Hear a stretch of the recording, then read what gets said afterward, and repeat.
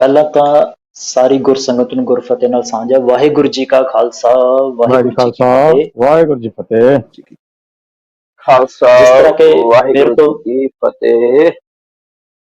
ਮੇਰੇ ਤੋਂ ਪਹਿਲਾਂ ਭਾਈ ਸਾਹਿਬ ਨੇ ਲਗਭਗ ਕਾਫੀ ਵਿਚਾਰ ਆਪਣੇ ਮੇਰੀ ਪੀਰੀ ਨਾਲ ਸੰਬੰਧਿਤ ਸਾਂਝੇ ਕੀਤੇ ਹੈ। ਉਹਦੇ ਵਿੱਚ ਕੁਝ ਗੱਲਾਂ ਮੈਂ ਵੀ ਐਡ ਕਰ ਦੇਣਾ ਆਪਣੇ ਵੱਲੋਂ। ਜਿਸ ਤਰ੍ਹਾਂ ਕਿ ਮੇਰੀ ਤੇ ਪੀਰੀ ਦਾ ਸ਼ਬਦੀ ਅਰਥ ਕੀ ਹੈ। ਮੇਰੀ ਤੇ ਪੀਰੀ ਦਾ ਜਿਹੜਾ ਇਹ ਅਰਬੀ ਤੇ ਫਾਰਸੀ ਦਾ ਸ਼ਬਦ ਹੈ। ਮੇਰੀ ਦਾ ਸੰਬੰਧ ਮੀਰ ਨਾਲ ਹੈ। ਮੀਰ ਅਮੀਰ ਦਾ ਛੋਟਾ ਰੂਪ ਹੈ। ਅਮੀਰ ਤੋਂ ਮੀਰ ਜਿਹੜਾ ਛੋਟਾ ਰੂਪ ਹੈ, ਇਹ ਰਾਜਨੀਤਿਕ ਚੇਤਨਾ ਦੇ ਨਾਲ ਸੰਬੰਧਿਤ ਹੈ। ਬੰਦੇ ਦੇ ਅੰਦਰ ਰਾਜਨੀਤਿਕ ਚੇਤਨਾ ਪੈਦਾ ਕਰਨ ਨਾਲ ਸੰਬੰਧਿਤ ਹੈ। ਦੂਸਰਾ ਸ਼ਬਦ ਜਿਹੜਾ ਪੀਰੀ ਦਾ, ਉਹ ਮਨੁੱਖ ਦੇ ਅੰਦਰ ਜਿਹੜੀ ਅਧਿਆਤਮਕ ਤੌਰ ਤੇ ਉੱਨਤੀ ਨੂੰ ਪ੍ਰੋਤਸਾਹਿਤ ਕਰਨ ਦੇ ਵੱਲ ਪ੍ਰੇਰਿਤ ਕਰਦਾ ਹੈ। ਪਹਿਲਾਂ ਇਤਿਹਾਸ ਵਿੱਚ ਵੀ ਇਹ ਗੱਲਾਂ ਹੋਈਆਂ ਨੇ। ਕ੍ਰਿਸਚੈਨਿਟੀ ਦੇ ਵਿੱਚ ਪੋਪ ਨੇ ਇਸ ਚੀਜ਼ ਨੂੰ ਲਾਗੂ ਕਰਨ ਦੀ ਕੋਸ਼ਿਸ਼ ਕੀਤੀ, ਪਰ ਉਹਦੇ ਨਤੀਜੇ ਬਹੁਤ ਗਲਤ ਨਿਕਲੇ। ਉਸ ਤੋਂ ਬਾਅਦ ਇਸਲਾਮ ਧਰਮ ਦੇ ਵਿੱਚ ਖਲੀਫਾ ਨੇ ਵੀ ਇਸ ਚੀਜ਼ ਨੂੰ ਅਡੋਪਟ ਕੀਤਾ ਕਿਸੇ ਨਾ ਕਿਸੇ ਰੂਪ ਦੇ ਵਿੱਚ, ਪਰ ਉਹਦੇ ਵੀ ਨਤੀਜੇ ਕੋਈ ਸਾਰਥਕ ਨਹੀਂ ਸੀ ਨਿਕਲੇ। ਇਸ ਤੋਂ ਬਾਅਦ ਜਦੋਂ ਅਸੀਂ ਭਾਰਤ ਦੇ ਇਤਿਹਾਸ ਵੱਲ ਦੇਖਦੇ ਹਾਂ, ਭਾਰਤ ਪੰਜਾਬ ਦੇ ਦਰਿਆਂ ਦੇ ਥਰੂ ਮੁਗਲ, ਅਫਗਾਨ, ਹਰ ਤਰ੍ਹਾਂ ਦਾ ਬੰਦਾ ਜਿਹਦੇ ਕੋਲ ਥੋੜੀ ਜਿਹੀ ਤਾਕਤ ਸੀ, ਆਪਣੇ ਕੁਝ ਸੈਨਿਕਾਂ ਦੇ ਨਾਲ ਭਾਰਤ ਆਇਆ, ਹਮਲਾ ਕੀਤਾ, ਲੁੱਟ ਖੋਹਾਂ ਕੀਤੀਆਂ, ਇੱਜ਼ਤਾਂ ਲੁੱਟੀਆਂ, ਧਨ ਦੌਲਤ ਲੁੱਟਿਆ, ਚਲਾ ਗਿਆ।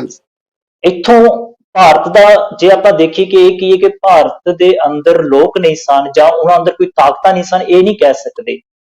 ਇੱਥੋਂ ਦੇ ਜਿਹੜੇ ਧਰਮ, ਜੈਨ ਧਰਮ ਹੋਇਆ, ਬੁੱਧ ਧਰਮ ਹੋਇਆ, ਇਹਨਾਂ ਦੇ ਅੰਦਰ ਜਿਹੜੀ ਅਹਿੰਸਾ ਨੂੰ ਪ੍ਰਮੁੱਖਤਾ ਦੇਣੀ, ਇਹਨੇ ਲੋਕਾਂ ਨੂੰ ਅਧਿਆਤਮਿਕ ਤੌਰ ਤੇ ਚੇਤਨ ਤਾਂ ਕੀਤਾ ਸੀ, ਪਰ ਉਹ ਆਪਣੀ ਰੱਖਿਆ ਨਾ ਕਰ ਸਕੇ, ਜਿਹਦੇ ਕਰਕੇ ਆਉਣ ਵਾਲੇ ਸਮੇਂ ਦੇ ਵਿੱਚ ਉਹਨਾਂ ਨੂੰ ਭਾਰਤ ਛੱਡ ਕੇ ਭੱਜਣਾ ਪਿਆ। ਹਿੰਦੂਇਜ਼ਮ ਦੇ ਵਿੱਚ ਵੀ ਇਸੇ ਤਰ੍ਹਾਂ ਹੋਇਆ। ਉਹ ਬਾਦਸ਼ਾਹ ਜਿਹੜੇ ਸੀ, ਟੂਣਿਆਂ ਜਾਂ ਆਪਣੇ ਬ੍ਰਾਹਮਣ ਜਾਤ ਤੇ ਜ਼ਿਆਦਾ ਵਿਸ਼ਵਾਸ ਕਰਨ ਦੇ ਕਰਕੇ ਆਪਣੇ ਹਥਿਆਰ ਚੱਕਣ ਦੀ ਮਾਨਤਾ ਨੂੰ ਜਿਹੜਾ ਘੱਟ ਕਰੋ। ਗੁਰੂ ਸਾਹਿਬਾਨ ਨੇ ਚੀਜ਼ਾਂ ਦੇਖੀਆਂ, ਅੱਖਾਂ ਨਾਲ ਦੇਖੀਆਂ। ਉਹਨਾਂ ਸਮੇਂ ਬਾਬਰ ਦਾ ਹਮਲਾ ਹੋਇਆ, ਬਾਬਰ ਨੇ ਕੈਦ ਵੀ ਕੀਤਾ ਸੀ ਗੁਰੂ ਨਾਨਕ ਦੇਵ ਜੀ ਨੂੰ। ਗੁਰੂ ਸਾਹਿਬ ਨੇ ਉਸ ਸਮੇਂ ਤੋਂ ਹੀ, ਗੁਰੂ ਨਾਨਕ ਦੇਵ ਜੀ ਦੇ ਆਪਣੇ ਸਮੇਂ ਤੋਂ ਹੀ ਸਿੱਖਾਂ ਦੇ ਅੰਦਰ ਇਹ ਗੱਲ ਭਰਨੀ ਸ਼ੁਰੂ ਕਰ ਦਿੱਤੀ ਕਿ ਜੇਕਰ ਇਸ ਦੁਨੀਆ ਵਿੱਚ ਜੀਣਾ ਹੈ, ਜੇ ਜੀਵੈ ਪਤ ਲੱਥੀ ਜਾਏ ਸਭ ਹਰਾਮ ਚੇਤਾ ਕੀ ਸ਼ਿਕਾਇ, ਕਿ ਜਿਉਂਦਿਆਂ ਹੋਇਆ ਬੰਦਾ ਉਹਦੀ ਪੱਤ ਲੱਥਦੀ ਹੈ, ਭਾਵੇਂ ਉਹ ਸਮਾਜਿਕ ਤੌਰ ਤੇ ਹੈ, ਭਾਵੇਂ ਧਾਰਮਿਕ ਤੌਰ ਤੇ ਉਹਦੀ ਪੱਤ ਲੱਥ ਰਹੀ ਹੈ, ਤਾਂ ਇਹਦਾ ਮਤਲਬ ਹੈ ਕਿ ਉਹ ਬੰਦਾ ਦਾ ਇਸ ਦੁਨੀਆ ਵਿੱਚ ਆਉਣਾ ਹਰਾਮ ਦਾ ਹੈ। ਉਹਦਾ ਕੋਈ ਜੀਣਾ ਮਾਇਨੇ ਨਹੀਂ ਰੱਖਦਾ। ਧਾਰਮਿਕ ਤੌਰ ਤੇ ਪੱਤ ਕਿਸ ਤਰ੍ਹਾਂ ਉਤਰ ਰਹੀ ਹੈ ਕਿ ਬੰਦਾ ਰੱਬ ਦਾ ਸਿਮਰਨ ਨਹੀਂ ਕਰ ਰਿਹਾ, ਰੱਬ ਵਾਲੇ ਪਾਸੇ ਨਹੀਂ ਤੋਰ ਰਿਹਾ, ਉਹ ਆਪਣੀ ਪੱਤ ਗਵਾ ਰਿਹਾ। ਸਮਾਜਿਕ ਤੌਰ ਤੇ ਉਹ ਲੋਕਾਂ ਦੇ ਬਰਾਬਰ ਖੜਾ ਨਹੀਂ ਹੋ ਸਕਦਾ। ਕੋਈ ਵੀ ਆਣ ਕੇ ਉਹਨੂੰ ਕਿਸੇ ਵੀ ਤਰ੍ਹਾਂ ਦਾ ਜ਼ੁਲਮ ਜਾਬਰ ਕੁਛ ਵੀ ਕਰ ਸਕਦਾ। ਉਹ ਬੰਦਾ ਸਮਾਜਿਕ ਤੌਰ ਤੇ ਡਾਊਨ ਹੋ ਰਿਹਾ। ਗੁਰੂ ਸਾਹਿਬ ਦੀ ਸਾਫ਼ ਜਿਹਾ ਇਹ ਨੁਕਤਾ ਸੀ ਕਿ ਜੇ ਬੰਦੇ ਨੇ ਇਸ ਦੁਨੀਆ 'ਚ ਜੀਣਾ, ਉਹਨੂੰ ਇਸ ਗੱਲ ਦੀ ਸਮਝ ਹੋਣੀ ਚਾਹੀਦੀ ਹੈ ਕਿ ਉਹ ਸਿਰਫ ਤੇ ਸਿਰਫ ਇੱਕ ਪਾਸੇ ਝੁਕਾ ਨਾ ਰੱਖੇ, ਦੁਨੀਆ ਦਾ ਇੱਕ ਪਾਸੇ ਝੁਕਾ ਨਾ ਰੱਖੇ। ਜਿਸ ਤਰ੍ਹਾਂ ਕਿ ਗੁਰੂ ਸਾਹਿਬਾਨ ਤੋਂ ਪਹਿਲਾਂ 4 ਵਾਕ ਹੋਇਆ ਸੀ, ਉਹਨੇ ਕੀ ਕੀਤਾ ਸੀ ਕਿ ਉਹਨੇ ਸਿਰਫ ਤੇ ਸਿਰਫ ਬੰਦਿਆਂ ਨੂੰ ਪਦਾਰਥ ਦੇ ਨਾਲ ਜੋੜਿਆ। ਉਹਨੇ ਕਿਹਾ ਖਾਓ ਪੀਓ ਐਸ਼ ਕਰੋ, ਤੇ ਕਹਿੰਦੇ ਤੂੰ ਉਧਾਰ ਲੈ ਕੇ ਭਾਵੇਂ ਖਾ ਲਓ ਪਰ ਖਾਓ ਪੀਓ, ਮਤਲਬ ਕਿ ਇੱਕ ਪਾਸੇ ਪਦਾਰਥ ਵਾਲੇ ਪਾਸੇ ਜੋੜਤਾ। ਜੈਨ ਤੇ ਬੁੱਧ ਧਰਮ ਨੇ ਕੀ ਕੀਤਾ, ਉਹਨਾਂ ਨੂੰ ਸਿਰਫ ਅਹਿੰਸਾ ਦੇ ਪੁਜਾਰੀ ਬਣਾ ਦਿੱਤਾ। ਗੁਰੂ ਸਾਹਿਬਾਨ ਨੇ ਇਸ ਚੀਜ਼ ਨੂੰ ਸਮਝਿਆ, ਪੜਚੋਲਿਆ ਤੇ ਸਿੱਖਾਂ ਨੂੰ ਮੇਰੀ ਤੇ ਪੀਰੀ, ਭਾਵ ਜੇਕਰ ਇੱਕ ਸਿੱਖ ਦੇ ਅੰਦਰ ਪੀਰ ਵਾਲੀ ਸ਼ਕਤੀ ਹੈ, ਮਤਲਬ ਉਹ ਰੱਬ ਦੇ ਨਾਲ ਜੁੜਨ ਦੀ ਸਮਰੱਥਾ ਰੱਖਦਾ ਹੈ, ਰੱਬ ਨਾਲ ਜੁੜਨ ਦੇ ਲਈ ਪੂਰੀ ਤਰ੍ਹਾਂ ਸੁਚੇਤ ਹੈ। ਦੂਸਰੇ ਪਾਸੇ ਉਹਦੇ ਕੋਲ ਉਹ ਤਾਕਤ ਵੀ ਹੋਣੀ ਚਾਹੀਦੀ ਹੈ ਜਿਸ ਨਾਲ ਉਹ ਸਮਾਜ ਦੇ ਅੰਦਰ, ਇਸ ਸੰਸਾਰ ਦੇ ਅੰਦਰ ਵਿਚਰਦਿਆਂ ਹੋਇਆ ਆਪਣੇ ਆਪ ਨੂੰ ਬਚਾ ਸਕੇ। ਉਹ ਕਿਸੇ ਤਰ੍ਹਾਂ ਦੀ ਵੀ ਪਰੇਸ਼ਾਨੀ ਹੋ ਸਕਦੀ ਹੈ, ਜ਼ਰੂਰੀ ਨਹੀਂ ਕੋਈ ਜ਼ੁਬਰ ਜ਼ੁਲਮ ਕਰੇ, ਉਸ ਤੋਂ ਇਲਾਵਾ ਹੋਰ ਵੀ ਪਰੇਸ਼ਾਨੀ ਹੋ। ਇਸ ਕਰਕੇ ਉਹ ਸਮਾਜਿਕ ਤੌਰ ਤੇ ਵੀ ਚੇਤਨ ਹੋ। ਇਹ ਸੀ ਮੇਰੀ ਤੇ ਪੀਰੀ ਦਾ ਇਕੱਠ ਕਰਨਾ।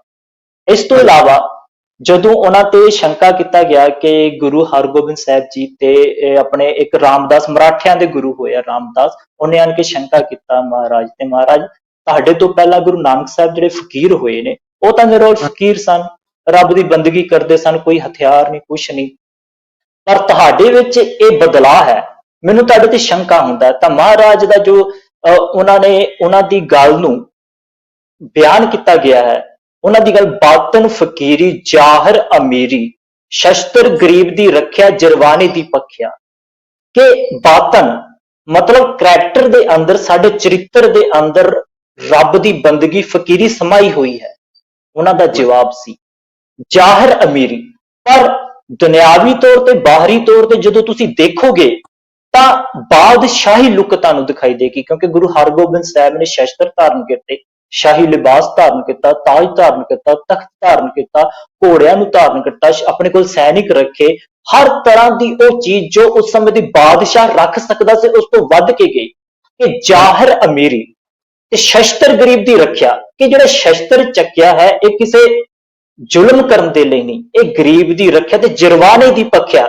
ਜੇ ਕਿ ਕੋਈ ਚੜ ਕੇ ਆਵੇ ਸਾਡੇ ਤਾਂ ਉਹਨੂੰ ਖਤਮ ਕਰਨ ਦੇ ਲਈ, ਉਸ ਨੂੰ ਮੂੰਹ ਤੋੜਵਾ ਜਵਾਬ ਦੇਣ ਦੇ ਲਈ ਇਹ ਚੀਜ਼ਾਂ ਮੈਂ ਕੀਤੀਆਂ ਹਨ।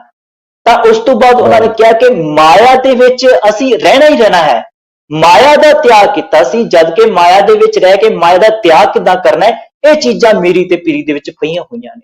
ਇਸ ਜਵਾਬ ਨੂੰ ਸੁਣ ਕੇ ਉਹ ਰਾਮਦਾਸ ਜਿਹੜਾ ਸੀ, ਸੰਤ ਸੀ, ਬਹੁਤ ਪ੍ਰਭਾਵਿਤ ਹੋਇਆ ਤੇ ਉਹਨੇ ਆਪਣੀ ਸਹਿਮਤੀ ਪ੍ਰਗਟ ਕੀਤੀ ਸੀ।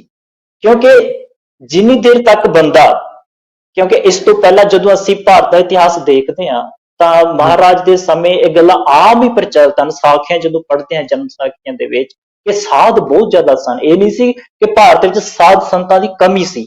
ਉਸ ਸਮੇਂ ਹਜ਼ਾਰਾਂ ਹੀ, ਹਰ ਵਰਗ ਦਾ, ਹਰ ਧਰਮ ਦਾ ਆਪਣੇ ਅੰਦਰ ਕਈ ਤਰ੍ਹਾਂ ਦੇ ਸਾਧੂ ਸੰਤਾਂ ਨੂੰ ਸਮਾਈ ਰੱਖਿਆ ਸੀ। ਪਰ ਜਿਹੜੀ ਕਮੀ, ਮੇਨ ਕਮੀ ਕੀ ਸੀ ਕਿ ਉਹ ਸਮਾਜ ਦੇ ਵਿੱਚ ਜਿਉਣਾ ਕਿੱਦਾਂ ਹੈ, ਉਹ ਸਾਰੇ ਜਿਹੜੇ ਸੰਨਿਆਸ ਵੱਲ ਲੋਕਾਂ ਨੂੰ ਪ੍ਰੇਰਿਤ ਕਰਦੇ ਸਨ। ਉਸ ਤੋਂ ਪਹਿਲਾਂ ਵਿਦਾਤ ਦਰਸ਼ਨ ਸੀ, ਉਹਨੇ ਵੀ ਲੋਕਾਂ ਨੂੰ ਸੰਨਿਆਸ ਵੱਲ ਤੋਰਿਆ। ਕੀ ਸੰਨਿਆਸ ਦਾ ਮਤਲਬ ਕੀ ਹੈ? ਸਿੱਧਾ ਸਿੱਧਾ ਮਤਲਬ ਹੈ ਬੰਦਾ ਆਪਣੇ ਆਲੇ ਦੁਆਲੇ ਇੱਕ ਅਜਿਹੀ ਵਲਗਨ ਕਰ ਲਏ ਜਿੱਥੋਂ ਸੰਸਾਰ ਨਾਲ ਰਿਸ਼ਤਾ ਟੁੱਟ ਜਾਵੇ। ਪਰ ਗੁਰੂ ਸਾਹਿਬ ਨੇ ਉਹ ਸੰਸਾਰੀ ਰਿਸ਼ਤੇ ਨੂੰ ਤੋੜਨ ਦੀ ਜਗ੍ਹਾ ਗ੍ਰਹਿਸਥ ਦੇ ਵਿੱਚ ਰਹਿੰਦਿਆਂ ਹੋਇਆ ਧਰਮ ਨੂੰ ਕਿਸ ਤਰ੍ਹਾਂ ਚਲਾਉਣਾ ਹੈ ਜਾਂ ਧਰਮ ਦੇ ਅਨੁਸਾਰ ਕਿੱਦਾਂ ਚੱਲਣਾ ਹੈ, ਉਹ ਚੀਜ਼ ਦੇ ਬਾਰੇ ਉਹਨਾਂ ਨੇ ਲੋਕਾਂ ਨੂੰ ਹੱਲਾਸ਼ੇਰੀ ਦਿੱਤੀ ਕਿ ਤੁਸੀਂ ਜੇਕਰ ਗ੍ਰਹਿਸਥ ਵਿੱਚ ਨਹੀਂ ਰਹਿੰਦੇ,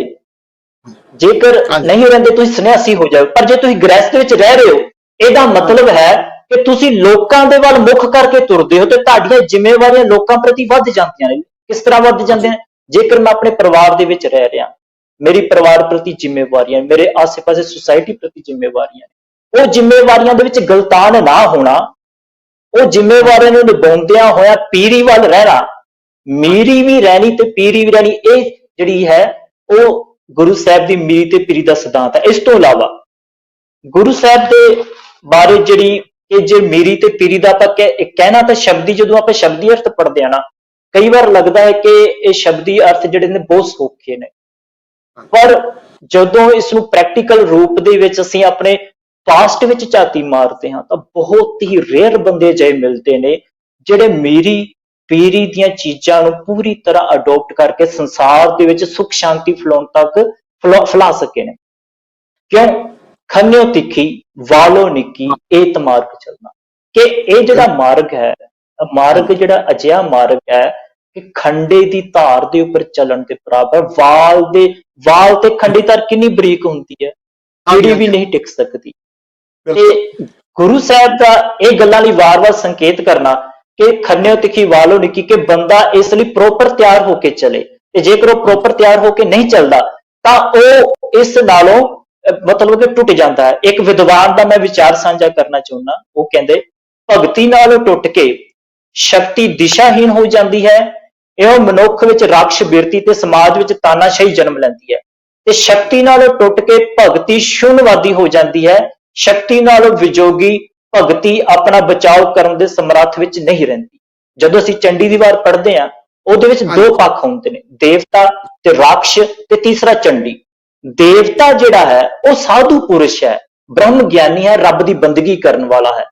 ਤੇ ਚੰਡੀ ਜਿਹੜੀ ਉਹ ਸ਼ਕਤੀ ਦਾ ਪ੍ਰਤੀਕ ਹੈ ਕਿ ਜਿਹੜਾ ਬੰਦਾ ਸਾਧੂ ਦੀ ਬੰਦਗੀ ਕਰਦਾ, ਉਹਦੀ ਰੱਖਿਆ ਲਈ ਚੰਡੀ ਦੇ ਰੂਪ ਵਿੱਚ ਸ਼ਕਤੀ ਵੀ ਹੋਣੀ ਚਾਹੀਦੀ ਹੈ, ਤਾਂ ਹੀ ਉਹ ਦੈਂਤਾਂ ਦੇ ਨਾਲ ਟਾਕਰਾ ਕਰ ਸਕਦਾ ਹੈ। ਦੈਂਤ ਦੋ ਤਰ੍ਹਾਂ ਦੇ ਮੰਨ ਸਕਦੇ, ਜਦੋਂ ਦੀ ਵਿਆਖਿਆ ਗਿਆਨੀ ਕਰਦੇ ਹਨ ਤੇ ਅਲੱਗ-ਅਲੱਗ ਤਰ੍ਹਾਂ, ਕੋਈ ਅੰਦਰਲੇ ਪੱਧਰ ਤੇ ਦੀ ਵਿਆਖਿਆ ਕਰਦਾ, ਕੋਈ ਬਾਹਰਲੇ ਪੱਧਰ ਤੇ ਦੀ ਵਿਆਖਿਆ ਕਰਦਾ ਹੈ ਕਿ ਮਨ ਦੇ ਅੰਦਰ ਵੀ ਵਿਕਾਰ ਹਨ ਤੇ ਬਾਹਰ ਵੀ ਦੁਸ਼ਮਣ।